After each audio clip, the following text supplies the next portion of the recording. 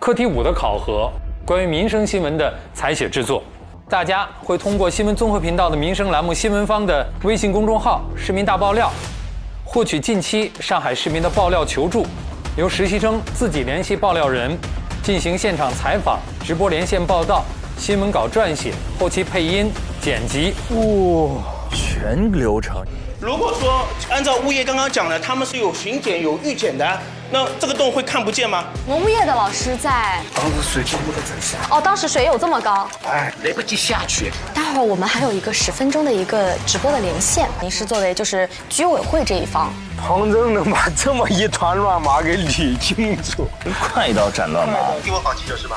对，是的，是的。哎，你好，你好，我这边是浦东城管。你好，城管来了，他们打电话找城管了。我是等会儿我们连线的主持人，然后稍等，可能我会请您站到这个位置。他有个诉求，就是他想背着拍。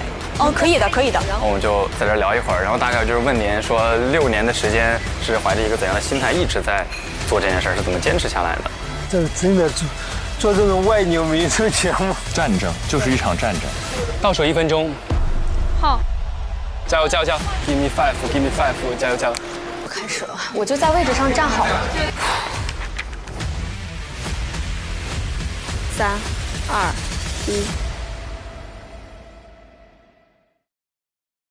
2、1。20秒片头。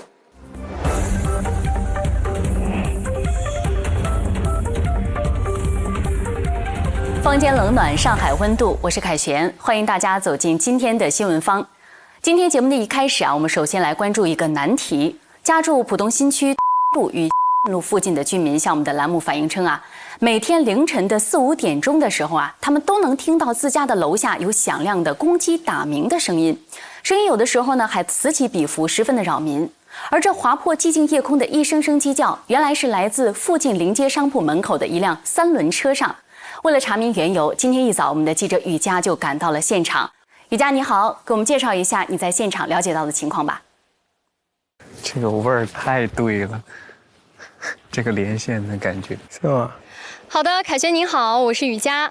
那现在我所在的位置就是上海浦东新区的路。那有市民爆料说在每天清晨的3点半到5点之间，会有此起彼伏的鸡鸣声，而且非常的刺耳，影响到了他的休息。而声音的来源正是大家可以看到，在我的斜后方有一辆上面有着蓝色布子的3轮车。原因呢，是因为每天晚上的凌晨，在这辆车上会满载着一车的活禽，足有10几只。而在第2天早上，这些活禽会进行售卖。究竟这个情况是如何？而这种情况持续了多久？它对我们群众的生活又造成了什么样的影响呢？那今天我们也把爆料人请到了我们的直播的连线当中。那接下来我们一起来聊一聊他的困扰和诉求。好的，有请。你好。你好，可以先给我们简单的讲一下你遇到的一些困扰你的情况吗？因为这边它有鸡鸣的声音，已经持续了很多年，从我前几年搬过来就一直有，特别扰民。那它每天叫鸣的时长大概要持续多久？一般是1、2个小时，而且叫声的持续的时间和它的频次，一般是看它每天的鸡的性别和公鸡的数量而定。因为如果都是母鸡的话，它可能当天它就不打鸣。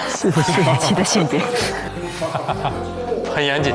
没有，因为今天早上他们没有听到声音，然后结果就说今天怎么没有叫呀？他说因为今天卖的可能都是母鸡。那您现在就是因为找到了我们栏目组，我们需要去帮您解决这个问题。那您现在有什么相对于的困惑，或者说需要我们想去帮您对接的诉求呢？如果是售卖活禽的话，希望还是有卫生的一些检疫的程序，然后包括会有正规的营业的一个许可。因为上海市有颁布一个2024年20号的一个文件，这边也是严令禁止在非固定的摊位这边是售卖活禽。明白。那您是只是听过这个声音，还是说您有到线下去买过它这个鸡呢？我这边是暂时没有买过。我出来准备一下了在那里准备好就好，在那个红色的位置。好的，明白。好的，已经了解了您的诉求，谢谢，谢谢。那我们先来说一下活禽交易的定义啊。活禽交易是指合法养殖的禽类在市场中进行销售、宰杀以及加工的行为。那在今天的凌晨，我们就在这辆3轮车的对面，也就是大概在这个位置，我们进行了一个蹲点。那在早晨的4点20分，有一辆红色的大货车，它将一车的活鸡和活鸽子来搬到了这个马路的对面，也就是这个位置。之后呢，它在夜色朦胧当中，把2笼子鸡从大货车上搬到了这个3轮车之上。大概过了半个小时之后，他又把这个笼子上的鸡肉一个一个的放入了这个邻里自提点，可以给那边一个镜头，邻里自提点里面的一个比较空旷的地方。而之后我们又去实地去买了一只鸡。可以给大家看一下，这个是我们当时买的一个活鸡。那可以看到它现在还是一个整只的一个状态。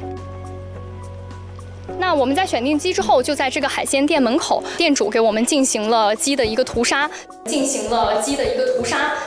杀。这里就有一个疑问了。屠杀吗？他刚才提到你说对那些鸡进行了屠杀，用词。这些活鸡究竟是从哪里来？那根据上海指导，把方圆10里的鸡都杀了。那这些禽类。雨佳有时候用词不是很准确，但是它总体还是蛮顺的，讲得很清楚。今天早上到底什么状况，那些描述我觉得还是蛮好的。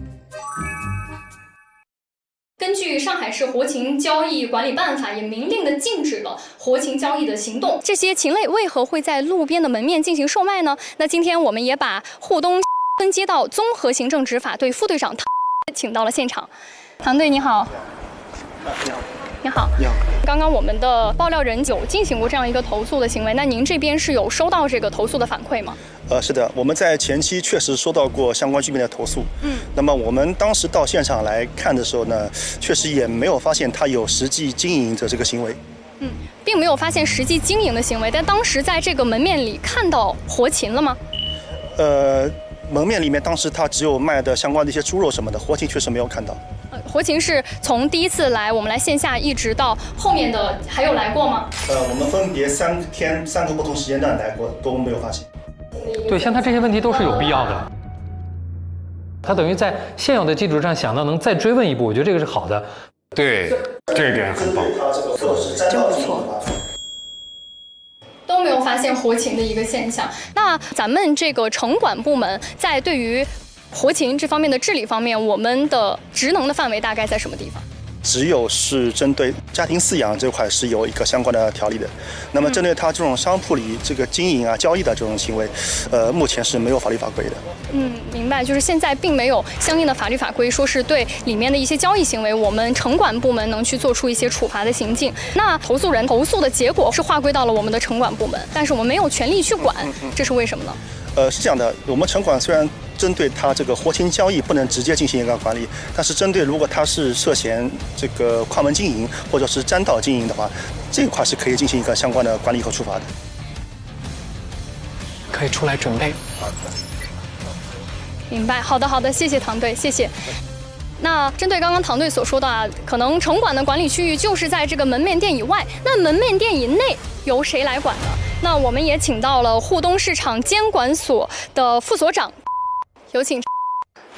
您好，那刚刚我们的城管部门说，它的一个职能范围主要是在这个门店之外，那门店之内的事情是不是归咱们管呢？认真不错啊。最后1分钟，利落。但是这是正管，给1分钟有点短了。应该对。是这样的，那么根据我们相应的法律法规的规定，在门店内的一些违法经营行为，如果在法律有明确授权的情况下，是由我们市场监管部门来进行处理的。那之前这种现象，你们有接到过反馈吗？根据活禽交易管理办法呢，那么我们市场监管部门是主管在市场内的活禽交易行为，那么在市场外的活禽交易行为，我们这边没有明确的执法权。您指的这种个体商户，它不属于市场之内的经营吗？对，不属于。这就我说的嘛，它其实没有明确的法，它有个规定。他们管市场内，那城管呢只能管占道，又不能管门面内。那是如何定义的呢？说我们市场的话，根据火星交易管理办法，对于市场的定义是指专门的集贸、农贸市场。好，明白了。好，谢谢所长，谢谢您的解答。那我们可以看出啊，无论是从城管方还是从这个市监督所的这个方，我们可以看到，其实它中间好像是存在着一个没有办法去单独进行治理的一个区域的。那这个区域究竟之后该如何治理，而之后的发展又该是如何？那我们继续来看接下来的报道。好的，凯旋，以上就是我这边现场的所有了解到的内容。不错，可以拉回去上班了。 5秒交接，利落，真棒。好，雨佳，感谢你给我们带来的现场的了解，我们也有一些问题想要关注一下，希望你为我们解答一下。啊，您是评委，我天。好的，考察来了。凯旋在发问。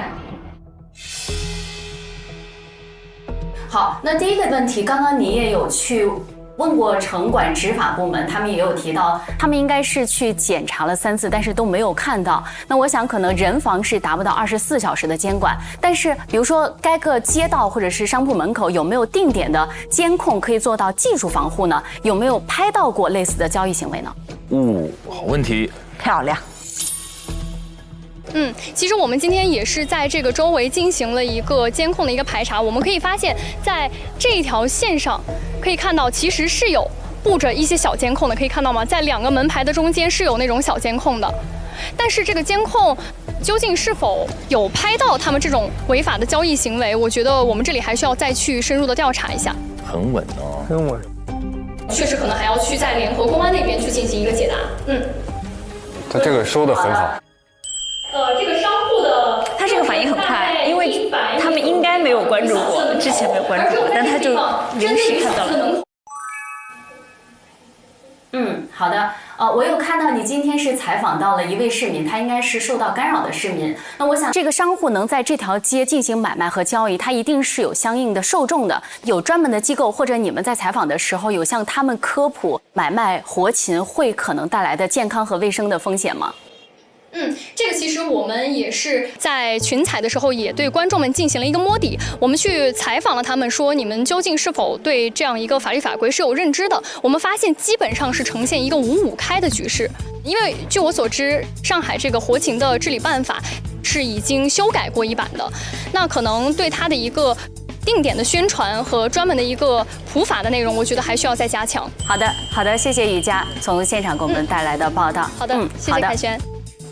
雨佳的这个出镜的感觉真好，外景的感觉太好了，可以，太厉害了，太好了，留下来干活吧。这个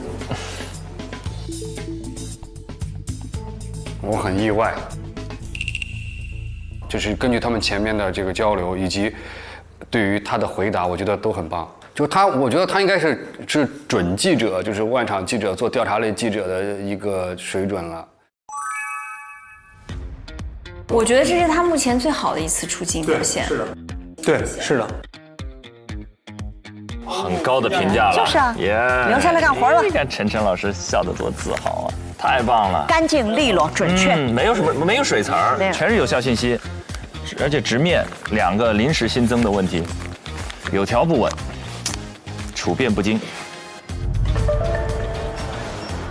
可以吗？太棒了，太棒了！谢谢各位老师，谢谢老师们，辛苦了，对。后续还有什么吗？电话联系你。对，电话就联系你们，就不劳烦你们再跑一趟了。行，非常感谢你们，谢谢。好的，谢谢您，谢谢您，谢谢，谢谢，再见，拜拜。可以吗？还可以，特别棒。也没有特别棒吧，就正规正矩。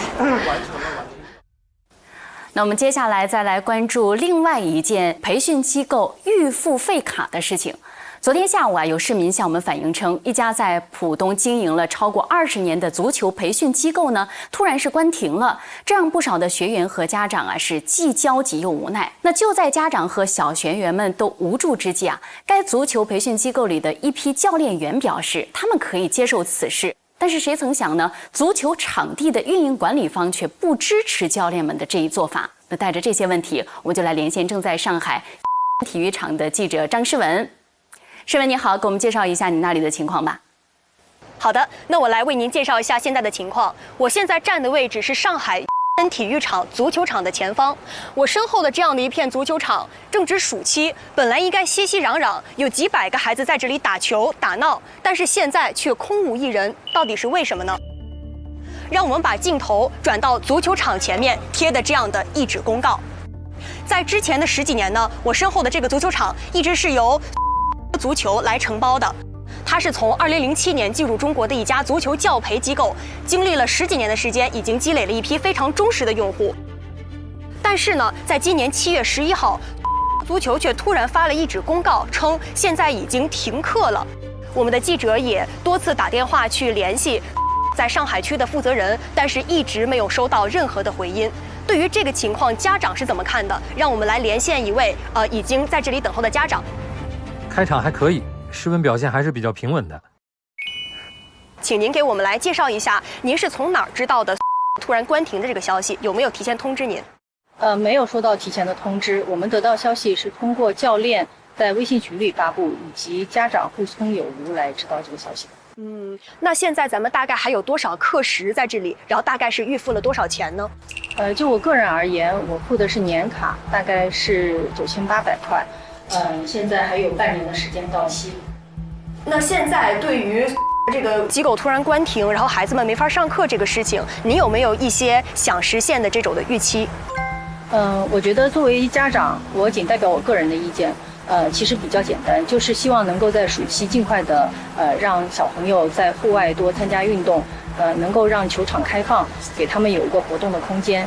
好的，我们其实还了解到这样的一个情况，就是有一批跟孩子们关系比较好的教练，已经在尝试组织一些小型的友谊赛，让孩子们踢球熟悉这个感觉。也有一些教练在想努力去承包我身后的或者是其他的场地，来继续我们的这个训练计划。想问一下他们的这个决定，咱们家长这边是知道的吗？这是确实是存在的，但是也是通过家长个人的资源去联系到其他的体育场馆。体育馆一直是对我们大门紧闭的状态。我们还了解到，如果后续准备与教练去开展这样子的培训的话，可能有一些家长准备签署一个免责声明，让教练能更放心的来教学员。了解到有这样的一个情况吗？因为我们考虑到教练出于义务的这样的一个态度来负责比赛的组织，如果是场馆方或者是教练方有这样的安全顾虑的话，我相信大多数家长是愿意来承担这个责任的。好的，非常感谢您的信息分享。如果有后续的进一步的信息，我们也会及时跟您跟进。好，来，咱们可以这边请。看上去好像出现了希望和转机，有一批教练准备义务介入到这些小朋友的训练当中，但是事实真的如我们所想的那么顺利吗？我是觉得他的语言组织能力和逻辑非常强，他是完全脱稿的，厉害。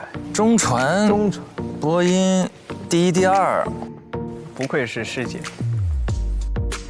啊。我唯一是觉得说他在采访老百姓时的状态，面对镜头的时候，他那个气是很提的，但他那口气在采访的时候没松下来。他这种提问方式我可以理解，因为他之前在沟通的时候跟韵林说过这个自己提问方式的问题，因为他觉着这个嘉宾在连线之后还要进行采访，我们可以花更多的时间，但是他认为连线时间是有限的，所以要快速推进。对，快速推进，可能问更多偏闭合性的问题，一是把时间压缩，二是我整体可控，所以他这个是他的一个在这个地方处理的技巧。我们也采访到了原先在的一个教练，他是教学主管，为我们介绍了一些现在他们的预期和情况。大家就达成一致嘛，我们自己接手这个校区，然后呢让学生恢复正常。但是有一个问题是，要办理一个办学资质。然后办学资质的话呢，它是有一个前提，就是那我有一个场地租赁的合同，而且它也不是能马上实现的。因为我们了解到了一个情况，在上海，关停的机构不止体育场这一家，在和城这两家机构，其实它也是有了一个关停的状态，但是现在已经恢复运营了。我们也联系到了教练，教练为我们介绍了一下另外一些机构为什么能恢复运营的一个原因。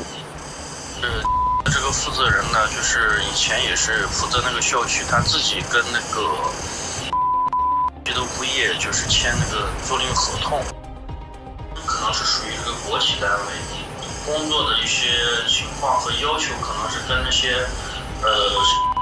机制中它是商圈，它是只要跟物业去达成共识，就基本上没啥问题。好的，我们了解到的情况，教练向我们提到的卡住他们的其实是办学资质，因为我们也了解到了上海关于体育场承包和运营的一些详细的情况。如果没有确定的公司的营业执照、办学资质，其实是没有办法承担体育场进行这样的一个办学工作的。那么今天我们也采访到了体育中心的副主任，然后他给我们提供了这样的一份登记信息。大家可以看到，在这个突然消失之后，体育场呢是组织家长进行了这样的一个登记。他们已经大概联系了多位孩子的家长去进行这样的一个工作，看起来是非常的负责和有条理的。那么他们的顾虑到底在哪儿？为什么不能向这些家长和教练所愿，再把这个场地包给原来的教练团队吗？关于这个问题，其实这个副主任向我们提供了解答。这样一个开了10几年的机构，尚且会出现跑路风险这样的问题，那么另外一个稍微小一点的运营资质的公司，可能也难以全然信任。因为这个事情发生和发酵其实刚刚1个月左右的时间，所以申请资质也是一个稍显漫长的流程，也需要等待它一步一步的向上去申请。非常完整，逻辑也比较清晰，然后准备的极为充分。他之所以能够连得比较好的原因，是因为他把前期工作案头做得比较好。那么现在家长、教练和体育这边的3方各自的诉求已经非常清晰了。那么如何在3方中间中和，取得一个问题解决的更好的方式呢？我们也期待有另外权威的第3方介入，或者是向法律方面去寻求帮助。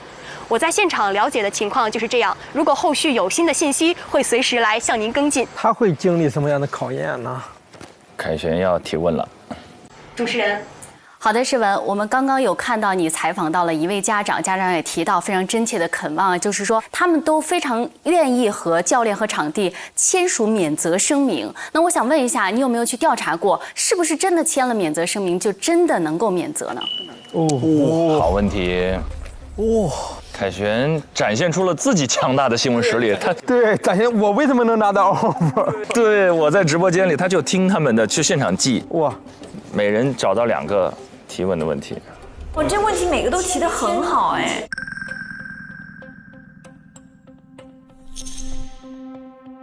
这个问题其实我们也进行了调查，我来分为2个角度回答。首先，这个免责声明签没签呢？目前是还没有签的，因为没有这样的一个场地，双方是无法开展日常的训练和培训工作的。那么第2个，我们也问到了，在上海从事律政工作的一位刘律师。刘律师给到我们的一个信息是，即使签署了免责声明，但是法律上的这个责任的归属，其实有法律的认定。对方是否因为免责声明就可以不承担可能出现的法律风险呢？这个其实我们还是需要再做商榷的。清楚。对，这都是有备而来啊，他已经做过律师的问询了。我想这也是为什么家长即使非常真切的希望能够签免责声明，但是场馆和教练也有所担忧的原因。那我们还关心的第2个问题是，刚刚你也提到了3方都有各自的诉求，那有没有一个部门能够协调出来，为这件整个事情兜底呢？能做一些协调和商议，让这个事情进行下去呢？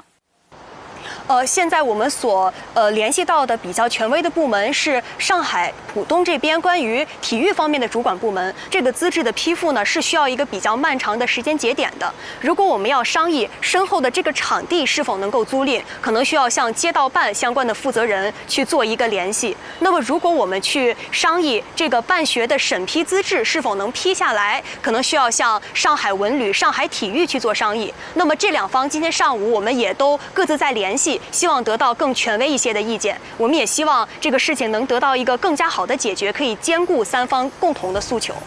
好的，谢谢诗文，我们也期待你带来更多的消息，为我们提供不管是办学资质还是场馆的申请资质，都能有一些绿色通道。凯旋问给他们问题，他们几乎可以对答如流。整个的这个连线的状态，我觉着思路也是比较清晰的，逻辑是非常清楚。事情因何而起，家长的诉求是什么？现在教练给出了一个解决方案，那为什么别的地方可以，这里不可以？原因卡在了哪里？我觉得整体逻辑是比较清晰的。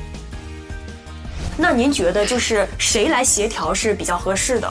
场馆所在地的这个行政的机关，比方说某一级的政府啊、街道。我还是想问一下，这个免责声明这个东西，从法律上来说，这个是合理的吗？我在想，在正常训练过程中产生的这种问题，这个教练和场地都是可以免责的。教练的一些法定的一些义务，他是不能免责。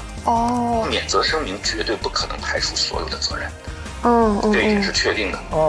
他们之前都做了准备，真好，真的是有备而来。哎呀，哪有什么对答如流啊，全是之前的细致的案头工作。太厉害了，太厉害了，押题押中了。我没想到他会提问，我也没想到。但你回答的很好。但是咱们昨天全问过，还好昨天打的那个电话全都问过，全都问过。那我们接下来再来关注另外一件暖心的事儿。早在2年前啊，深城的一家爱心饭店就会免费为周围社区重残的老年人送餐。这个故事呢，引起了网友们的普遍关注。但是让记者感到意外的是啊，这家饭店的马经理却再三地叮嘱记者，千万不要露出他们饭店的名字，因为他们只想要默默地传递这份爱心。那距离我们的记者上一次报道又过去了2年多的时间，那这家爱心饭店还在为老年人们免费送餐吗？今天我们的记者就再次来到了现场，我们再来听一听他们的观察和介绍。好的，现场的记者，我们把时间交给你们。好，正面报道了。俩哥们儿要来了，俩送货小哥们儿要来了。主持人你好，现场的观众朋友们大家好，我是前方记者子泰。那么大家可以看到，我现在站在一家饭馆里。这家饭馆不愿意透露姓名，因为它非常的特别。为什么说它特别呢？因为这家饭店从2020年就开始为周边的有需求的老年人们提供免费的送餐食的这样一个服务。在来之前，我也在纳闷，我说，这样大的一家餐馆，这样专业的一家饭店，它为老年人们免费送的餐和为平常的顾客们来炒制的那些饭菜，是不是会有区别对待呢？但是当我刚刚走进了他们的后厨之后，发现完全打消了我的疑虑。因为他们的后厨正在精心的准备即将为老年人们送去的饭菜，他们此时也正在备菜。那么接下来跟随着我的脚步，我们一起去他们的后厨来看一看。也挺生动的，人也很好啊。